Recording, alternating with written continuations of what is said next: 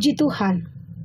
Salam sejahtera bagi kita sekalian saudara dimanapun kita berada. Kita sungguh bersyukur berkat pemeliharaan dan perlindungan dari Tuhan Yesus Kristus senantiasa ada atas hidup kita semua. Sampai saat ini kita terpelihara sempurna di hadapan Tuhan. Dan kalau malam hari kita ada sebagaimana kita ada saudara, semua berkat kemurahan Tuhan. Amin. Oleh sebab itu kita mau pergunakan waktu ini bersama boleh merenungkan firman Tuhan. Yang kita percaya bahwa firman Tuhan adalah firman kehidupan yang menghidupkan saudara dan saya. Dan yang membawa kita semakin mengasihi Tuhan Yesus Kristus. Haleluya. Mari kita berdoa. Bapa di dalam surga, kami mengucap syukur untuk segala kebaikan-Mu bagi kami umat-umat-Mu. Malam hari ini kami boleh bersama-sama kembali akan merenungkan firman Tuhan. Berkatilah setiap firman-Mu yang kami baca, yang kami dengar. Dan biarlah iman kami semakin bertumbuh di dalam Tuhan. Kami semakin mengasihi Engkau Allah Juru Selamat kami. Tolonglah kami Roh Kudus untuk kami dapat mengerti, memahami kehendak Tuhan di dalam hidup kami. Terpujilah Engkau sampai selama-lamanya. Demi nama Tuhan Yesus kami berdoa. Haleluya. Amin. Puji Tuhan saudara, mari kita bersama membuka Alkitab kita di dalam Roma pasal yang ke-8 ayat yang ke-24. Alkitab berkata, sebab kita diselamatkan dalam pengharapan. Tetapi pengharapan yang dilihat bukan pengharapan lagi. Sebab bagaimana orang masih mengharapkan apa yang dilihatnya? Tetapi jika mengharapkan apa yang tidak kita lihat, kita menantikannya dengan tekun. Haleluya. Saudaraku, setiap kita umat-umat Tuhan tentunya memiliki sebuah harapan dalam hidup ini.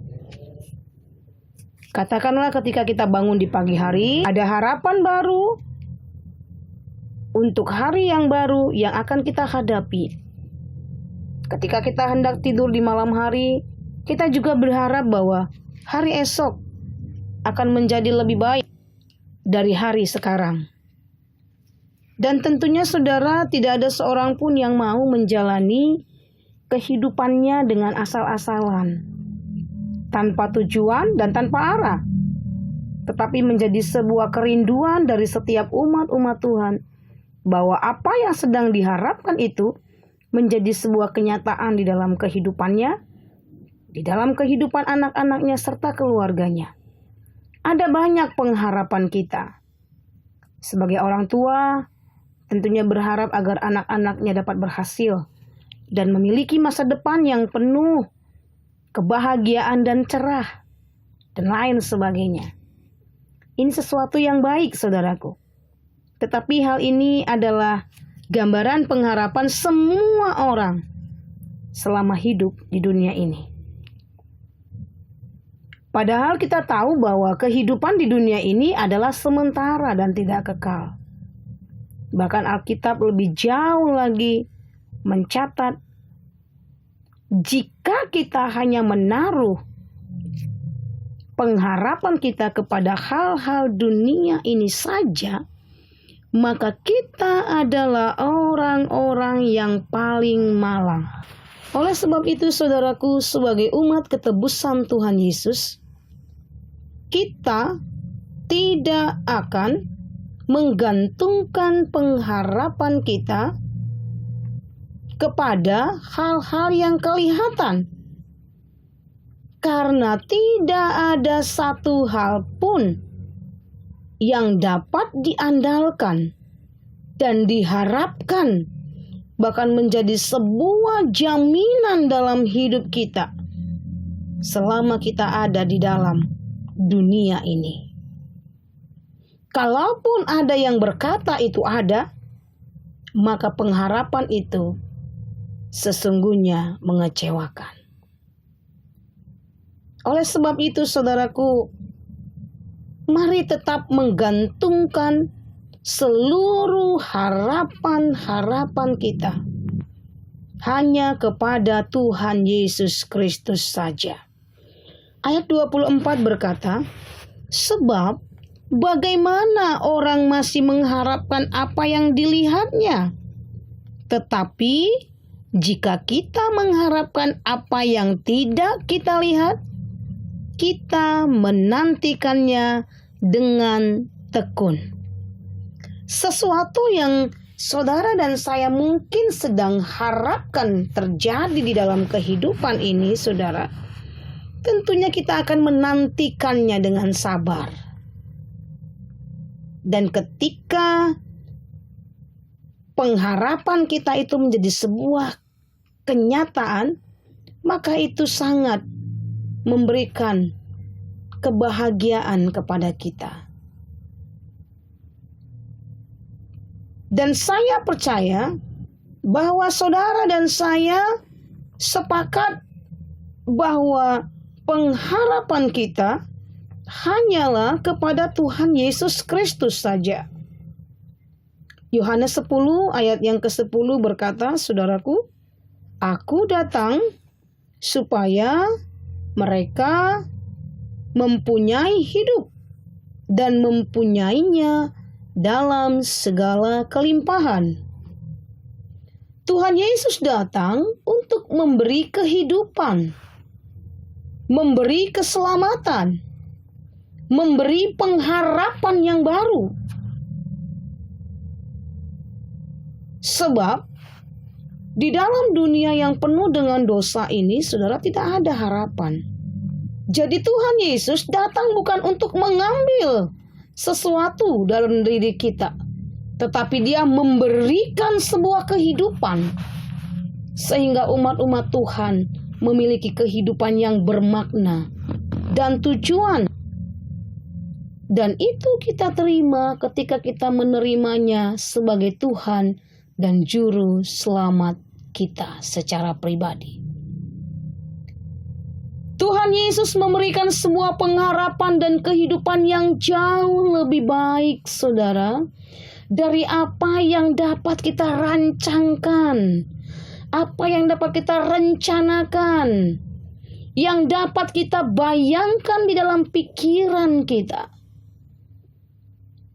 Itu sebabnya firman Allah berkata, apa yang tidak pernah dilihat oleh mata, didengar oleh telinga, dan timbul di dalam hati, semuanya disediakan bagi orang-orang yang mengasihi Dia.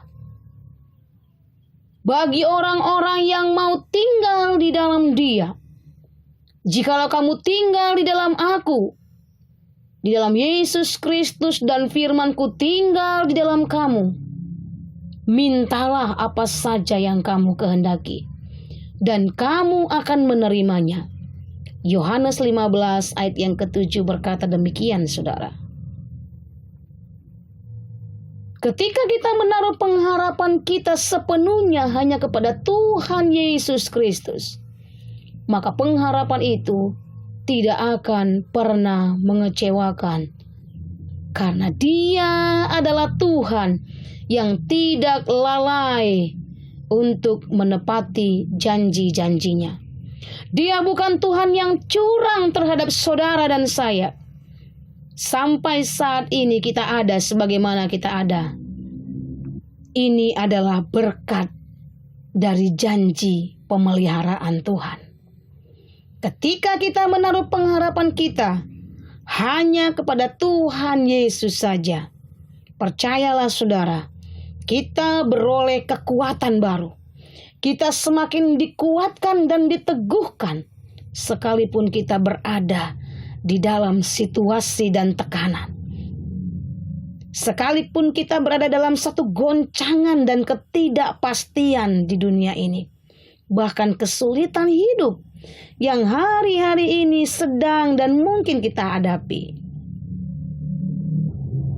Sebab Alkitab berkata, pengharapan kita kepadanya, kepada Tuhan Yesus Kristus itu adalah seperti sauh yang kuat Ibrani 6 ayat 19. Dalam bahasa Indonesia sehari-hari, Ibrani 6 ayat 19 berkata, pengharapan kita itu seperti jangkar yang tertanam sangat dalam dan aman bagi hidup kita. Saudaraku, satu janji yang luar biasa yang Tuhan berikan kepada kita. Dan biarlah janji Tuhan ini menjadi milik bagian saudara dan saya.